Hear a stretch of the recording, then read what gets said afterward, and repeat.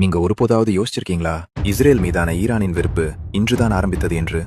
இல்ல, அது ஆயிரக்கணக்கான ஆண்டுகளுக்கு முன்பே பைபிளில் எழுதப்பட்ட ஒரு உண்மையுடன் தொடர்புடையது. அந்த உண்மை எஸ்தர் புத்தகத்தில் வருகிறது. அந்த காலத்தில் உலகின் பெரிய பேரரசுகளில் ஒன்று பாரசீக பேரரசு, பெர்ஷியா. இன்றைய ஈரான் இருக்கும் அதே பகுதி. அங்கே ஒரு அதிகாரமிக்க மனிதன் இருந்தான். அவனுடைய பெயர் ஆமான். அவன் அரசரின் மிக அருகில் இருந்த அதிகாரியாக உயர்ந்தான். ஆனா அவன் இதயத்தில் ஒரு ஆழமான வெறுப்பு இருந்தது, யூதர்களுக்கு எதிரான வெறுப்பு. அவன் அரசரிடம் சென்று ஒரு திட்டம் போட்டான். பேரரசில் இருக்கும் எல்லா யூதர்களையும் அழித்து விட வேண்டும் என்று. அவன் அரசரை சம்மதிக்க வைத்தான். அதற்காக ஒரு அரச உத்தரவும் வெளியானது. அது சாதாரண உத்தரவு இல்லை, அரச முத்திரையுடன் வெளியான மாற்ற முடியாத சட்டம். அந்தந்த நாளில் பேரரசு முழுவதும் இருந்த யூதர்கள் பயத்தில் நடுங்கினார்கள். அவர்கள் சிதறி கிடந்தார்கள். அவர்களிடம் ஆயுதங்கள் இல்லை, தப்பிக்க வழியும் இல்லை. அவர்களின் அழிவு நிச்சயம் போல தோன்றியது. ஆனா ஒரு பெண் இருந்தாள். அவள் பெயர் எஸ்தர்.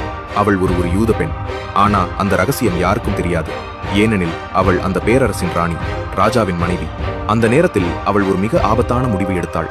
அவள் தன் உயிரையே பணயம் வைத்தாள். ராஜாவின் முன்னிலையில் சென்று உண்மையை வெளிப்படுத்தினாள். நான் யூதர், என் மக்களை அழிக்க ஒரு திட்டம் நடக்கிறது. அவள் அந்த திட்டத்தை ராஜாவுக்கு அம்பலப்படுத்தினாள். அதற்கு பிறகு என்ன நடந்தது தெரியுமா? ஆமா, யூதர்களுக்காக ஒரு பெரிய தூக்கு மேடை தயார் செய்திருந்தா. ஆனா கடைசியில அதே தூக்கு மேடையில ஆமான் தானே தூக்கிலிடப்பட்டா. அந்த அழிவு உத்தரவு மாற்றப்பட்டது. யூத மக்கள் காப்பாற்றப்பட்டார்கள். இந்த உண்மை ஒரு பழைய வரலாறு மட்டும் இல்ல. ஆச்சரியமான விஷயம் என்ன தெரியுமா? வரலாறு முழுவதும் இதே மாதிரியான சம்பவங்கள் மீண்டும் மீண்டும் நடந்திருக்கின்றன. ஒவ்வொரு முறையும் ஒரு நாடு இஸ்ரேலை அழிக்க முயற்சிக்கும் போது கடைசியில் அது தன்னையே அழிவுக்கு தள்ளிக்கொள்கிறது. அப்படியானால் ஒரு கேள்வி, இது வெறும் அரசியல் விஷயமா, அல்லது இதற்கு பின்னால் இன்னும் ஆழமான வரலாறு இருக்கிறதா? உங்க கருத்து என்ன? கமெண்ட்ஸ்ல எழுதுங்க.